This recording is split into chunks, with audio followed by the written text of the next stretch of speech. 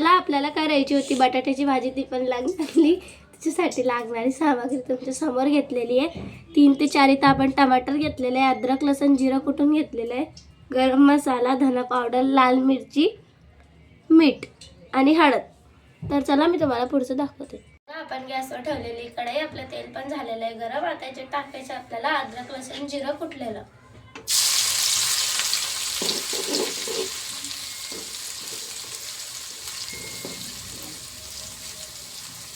आपण याला छान हलवून घेऊ. याच्यासाठी थोडा गॅस फुल करायचा. बघा आपण हे हलवून घेतलं. जाडं मोठंच कुटायचं, जास्त बारीक नाही कुटायचं. आता आपल्याला टाकायचे टमाटर टाकलेले.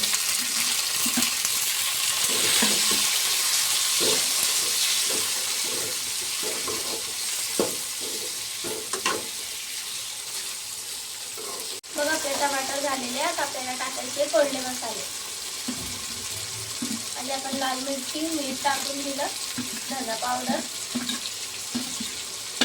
हळदी. आता आपण याला हलवून घेऊ.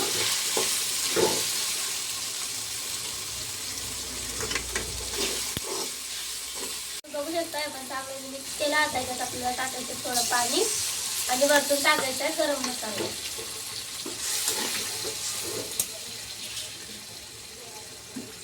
आता आपण टाकून दिला गरम मसाला. आता याला अजून थोडं तेल टाकायचं 5 मिनिटं. तुम्ही बघू शकता आपण 2-3 पाण्याने वांगे धुवून घेतलेले. याची बघा लंबी लंबी काप केलेली आहे. एक साईडला आपला मसाला पण शिजतोय. मसाला शिजल्यावर आपल्याला वांगे टाकायचे. तर बघा आपण प्लेट उघडून बघू. तुम्ही बघू शकता आपल्या मसाल्याला छान गदर तेल सुटलेलं आहे. शिजून गेलेला आहे आपला मसाला. आता आपल्याला टाकायचे वांगे.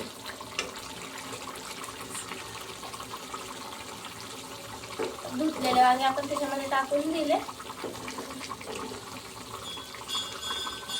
एकदम टेस्टी भाजी आपण करणार. एक वेळेस तुम्ही सुद्धा ट्राय करून बघा.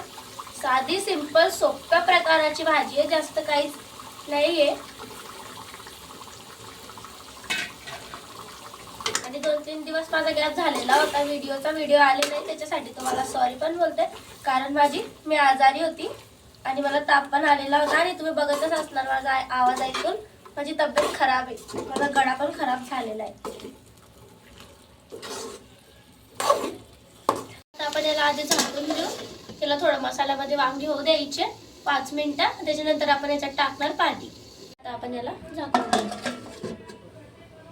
बघा झालेली आहे आपली भाजी. आपण याला अजून टेस्ट द्यायला वरतून कोथिंबीर पण टाकून दिलेली आहे. आता ही एकदम अजून टेस्टी लागणार आहे. तर मित्रांनो, तुम्हाला हा व्हिडिओ आणि आपली भाजी लग्नातली कशी लागली हे मला कमेंट करून नक्कीच सांगा. पुन्हा भेटू अजून आपण याच्याहून पण छान रेसिपी घेऊन. तोपर्यंत व्हिडिओला लाईक करा, कमेंट करा, सबस्क्राईब करा. बाय.